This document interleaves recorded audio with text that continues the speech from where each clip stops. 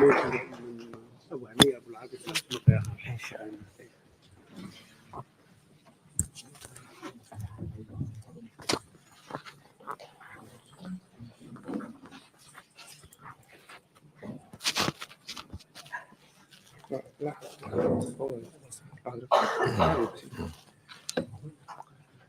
morning, everybody. I would like to thank the organizer of this committee, and before and after, I would like to thank Ireland, people and government, because they are supporting our state. Hopefully, we will see it. We'll celebrate with them, and I hope so. My talk today is very short to show you how Gaza Strip, which is less than the county Dublin, the Gaza Strip, full of life. They like teaching, they like learning. In spite, can we see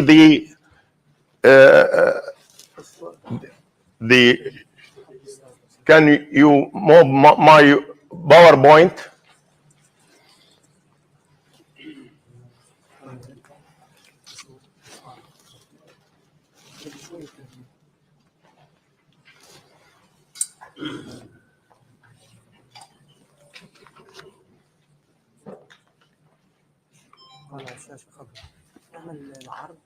Actually, as I told you, our people like learning. In spite of the small land, we have 6 universities, 34 hospitals. Some of them are government, some of them NGOs, non-government organization, and few are private. The first slides show you the Islamic University, Al-Azhar University in the center, which I was associate professor in radiology, and Palestine Hospital, Palestine University, sorry. The 2 medical schools are found in Al-Azhar and Islamic University. They hold now 2,500 students. I am worried about them because they this number in different stage of study, and we have 2 dentistry school and 2 pharmacy school. Next slide. As regard as the hospital, the most famous hospital is Shifa Hospital. This hospital is the largest. It was built more than 75 years ago. It holds about 700 beds and 1,500 staff. This is a picture of the specialized surgery unit building. And this next slide. This hospital holds very advanced specialties, the medical, surgical, obstetric, all in one compass. The 3 months before the war, it was equipped by donation of UNDP, a cardiac cath lab. We have in this hospital 2 MRI, 2 CT. Next. This is the emergency department. We in Shifa Hospital, very well equipped with a triage and ICU in this department, emergency department. Next. The second biggest hospital in my town in Khan Yunis, this Nasser Medical Complex, built more than 60 years ago. It holds 400 beds, all the major specialty in one compass. The medical, surgical, obstetric, and pediatric in one compass. And it's famous with cardiology center in the medical hospital. Next. This hospital holds a neonatal unit for prematures and very distressed children born before the need ICU. They equipped as you see. Next. Next slide. The third hospital, I chose the hospital which are out of service now. This Indonesian hospital, built by donation of Indonesia in 8 years ago. It holds 100 bed, 400 staff, and have this very advanced CT. It's 128 slice, the state-of-art CT. Next slide. This hospital have, as you see, operating theater with C-arm, doing orthopedic and all the major operation needs C-arm in the hospital. Next.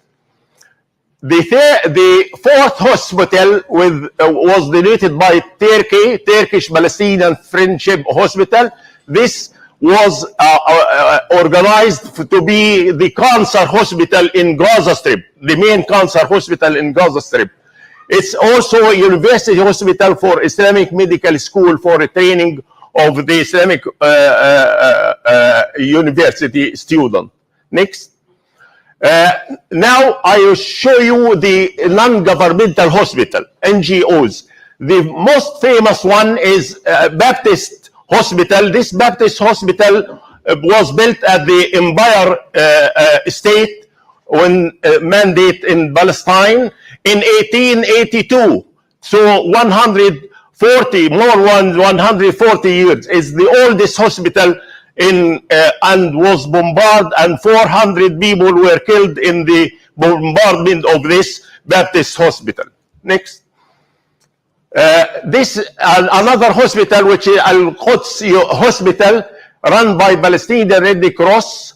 It has a neurosurgical unit, cardiology vascular unit, advanced medical lab, MRI, CT, digital fluoroscopy, donated by EU donation. Next.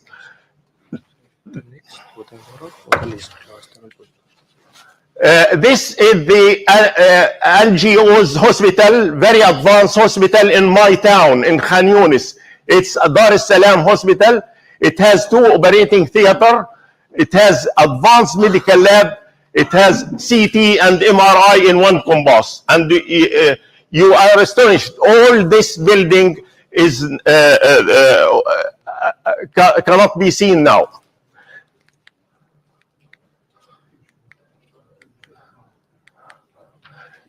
Now, I would like to show you a few private hospital, Al-Hero Hospital and Basma Hospital. They provide IVF service for the Gaza Strip. Lastly, but not the least, we have postgraduate training for the major specialty, medical, surgical, obs and gynae, pediatric, orthopedic, anesthesia, ENT, neurosurgery, ophthalmology, radiology, pediatric surgery, family medicine. Postgraduate training. I am a board of member of Palestinian Medical Council, organizing the postgraduate study for these specialties. Thank you very much. Thank you very much. Really, thank you very much. You saved that time exactly. You have 1 minute left. I will give it to you later. Okay, thank you. Without delay, our next speaker, really, he's one of the what we call a hero. He went with our medical mission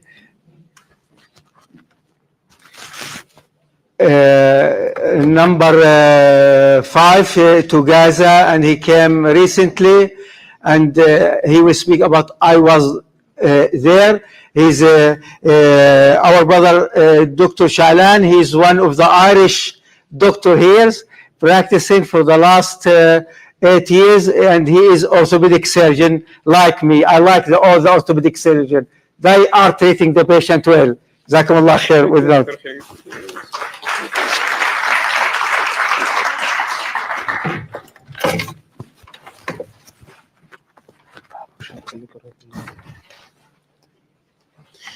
Good morning, everybody. Thank you to have me here and to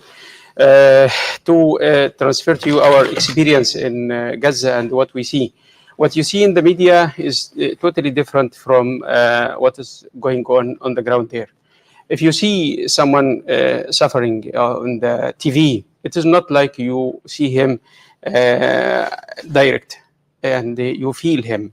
It is totally different. And we are in a special time. We are speaking about a special part of the world, special circumstances. This part of the world is under siege for more than, they are saying 17 years, but I think more than 70 years. They are under siege, and they don't have like supply. We have it here. They don't have companies easy to call, and we need this implant, we need this instrument, and they bring it to you here. But there is no direct supply. There's no companies. Everything it goes to them through the Ministry of Health. And as we know, the only access to Gaza is through Rafah or through some parts with the borders with occupied Palestine. So,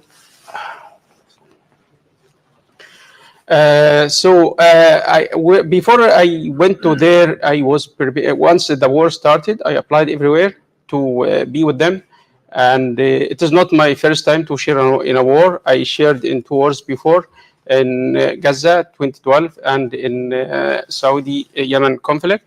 And also I'm doing some missions in Africa, like 3 times a year in different parts in Africa. And I usually go to areas with very poor healthcare system. So we are used to carry everything with us. So I knew what I need in Gaza. But if you are going to a normal place, it is not like war injuries. War injuries, it is totally different. You are speaking about mass of people coming together. You are speaking about massive injuries with massive soft tissue loss and massive fractures.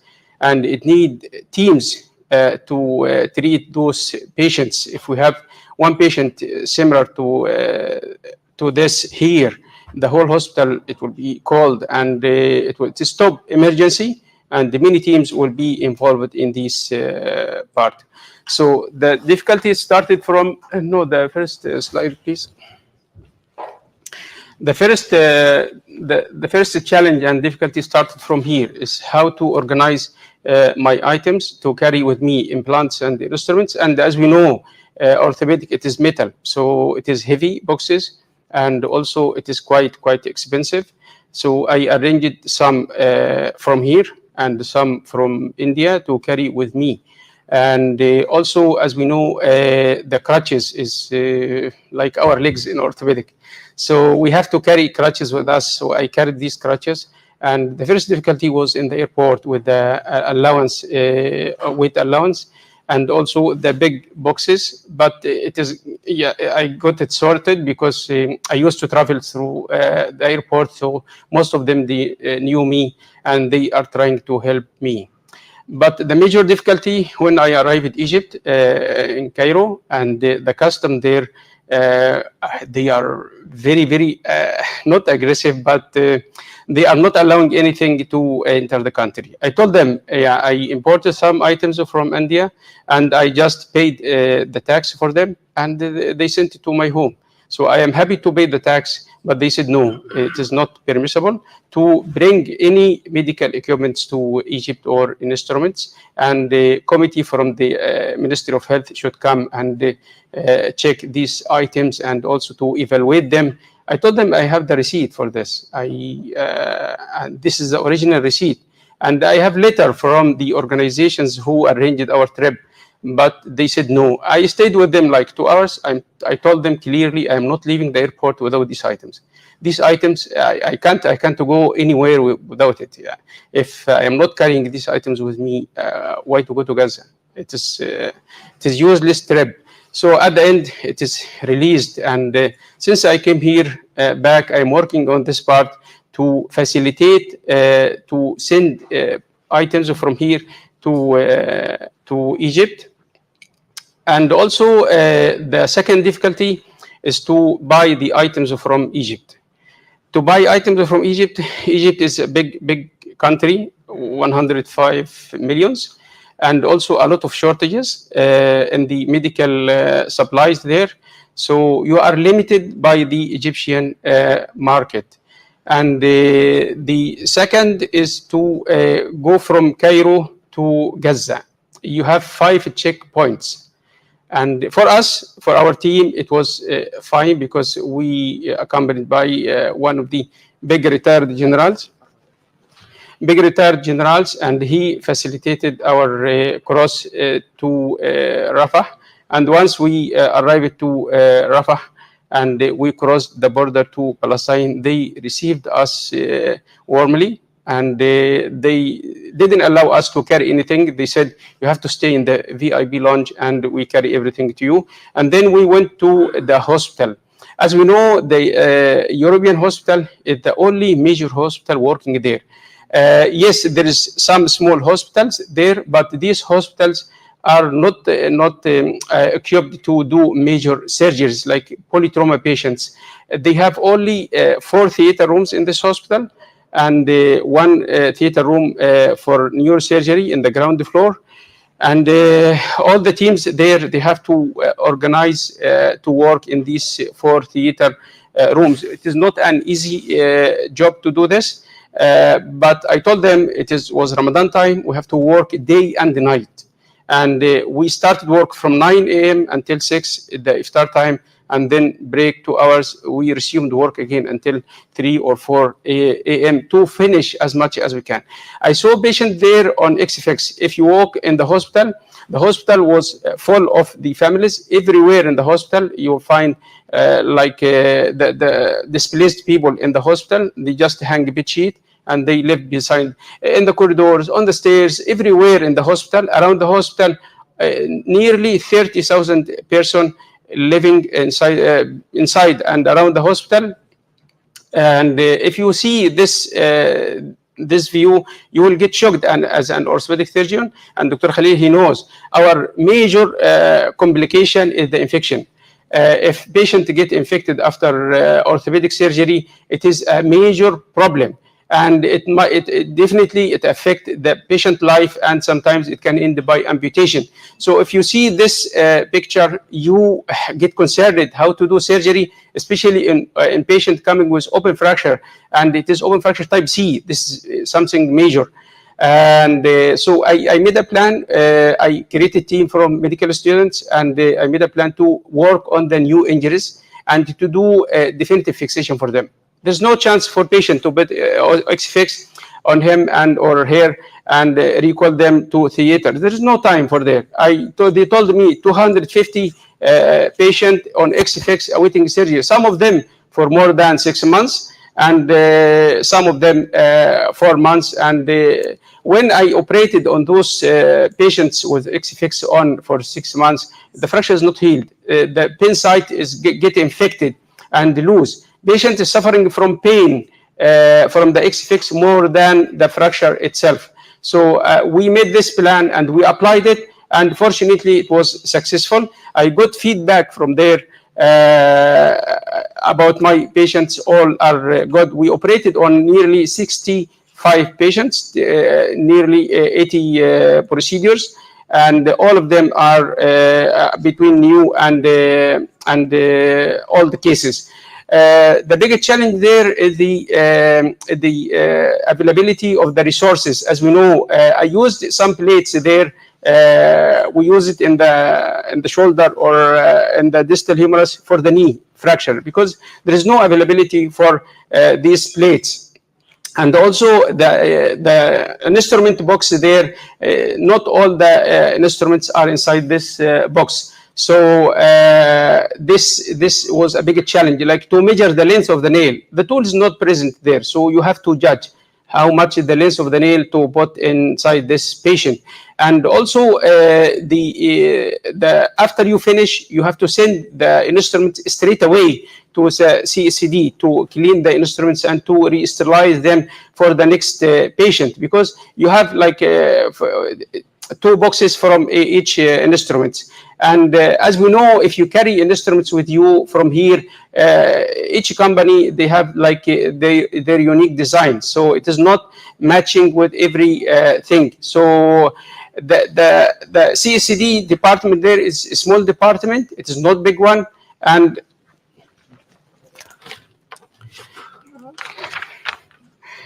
if we speak about Gaza, actually, we need hours, but not 10 minutes. So the CSCD is a small department. People there are working like 24 hours. Like they take shift 24 hours, they get rest a few hours, and then they resume work.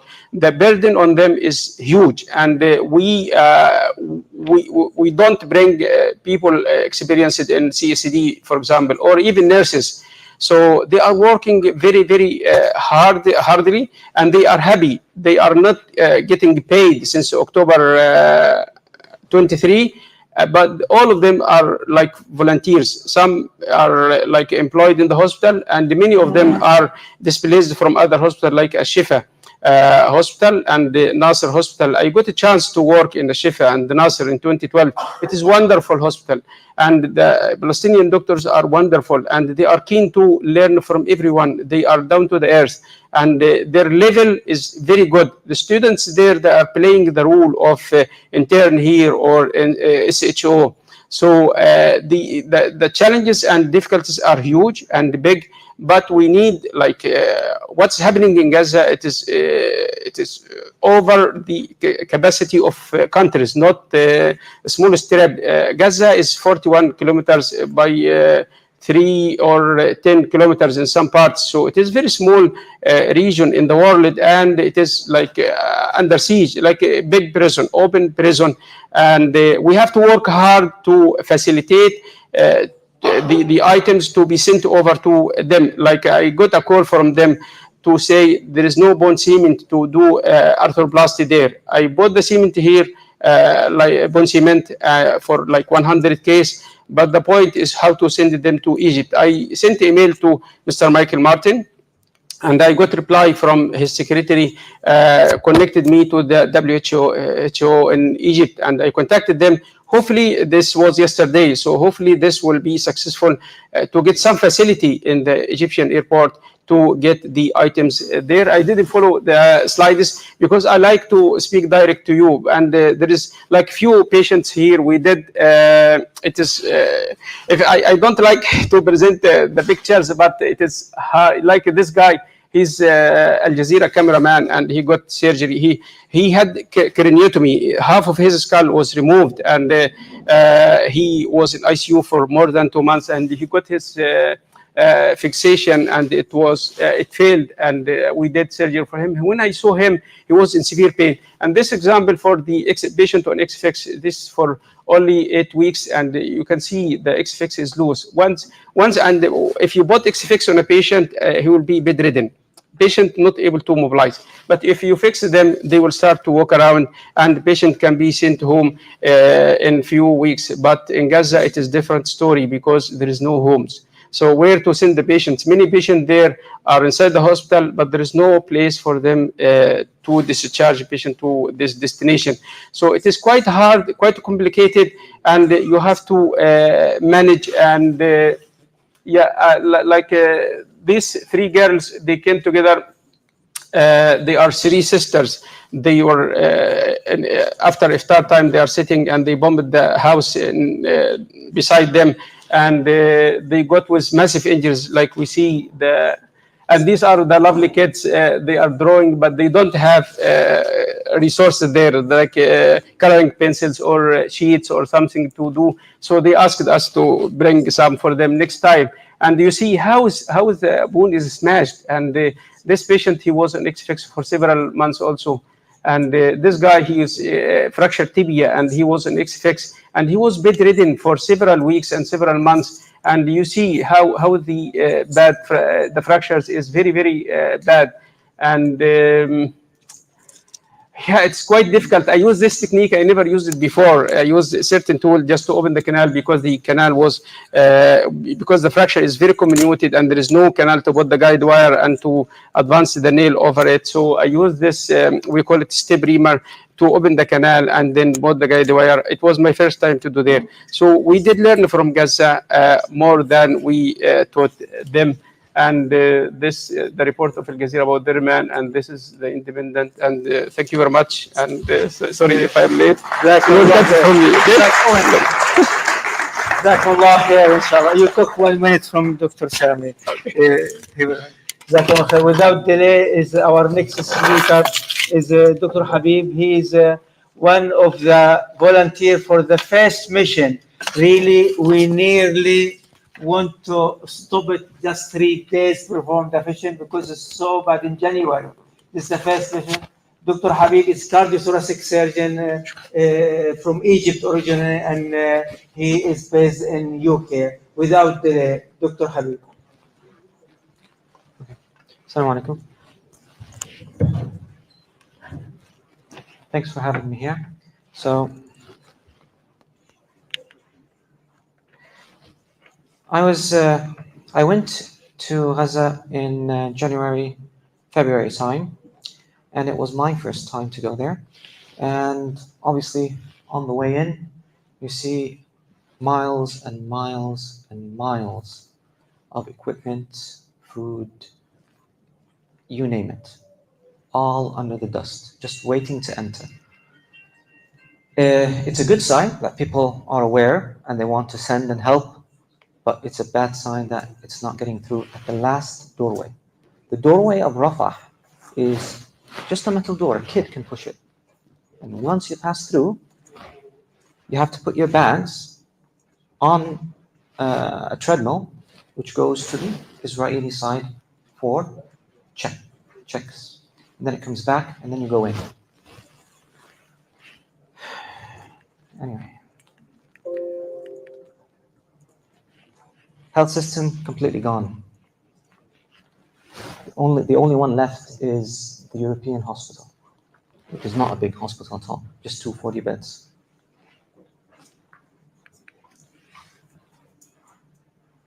On the first day 0, on my way to the room, where we were 6 in the room, and that's a 5-star service, given that the anesthetist from Gaza is sleeping in a tent in the rain. It was very cold, very rainy, and they put me, the guest, in a building. They told me to have a look at this guy, a nurse. 3 months earlier, a bomb shred a shrapnel and it sliced his right half. So looking at the depth of the wound, I wasn't sure how deep it was. So I did a scan, and the base of the wound is the heart. The base of the wound is the heart. So it's infected, it's got pus, and he's a young guy. He's 30 years of age. Yeah. Yes, anemic.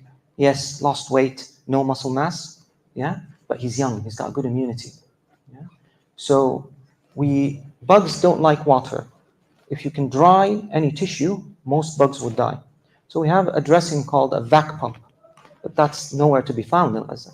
So we took a sponge, like the one you would sleep on, in pillows, and we sterilized them. We made a hole in it and put a catheter out, and we stuck it to suction and put it in the wound so that any fluid is sucked, the environment is dry, the infection vanished within a week, young, good immunity, handed him over to the reconstruction guys, and they took his muscle and skin and covered the heart. Obviously, I stayed for 2 weeks, so this is the last thing I saw of him. And then he sent me his picture later. Yeah, I was on the phone with him yesterday. He's healed, and he's back to work. While you're there, you meet fantastic people. You meet people that have been working for months without any rest. And I'm talking working from 8 to midnight, and sometimes going downstairs to help out in the A&E afterwards. No salary, just work, work, and work. And they treat us as heroes. I'm not sure that's really the case. The commonest injuries we saw were quadcopters. Quadcopters can see you, and they can sometimes even talk to you. They know who they're shooting.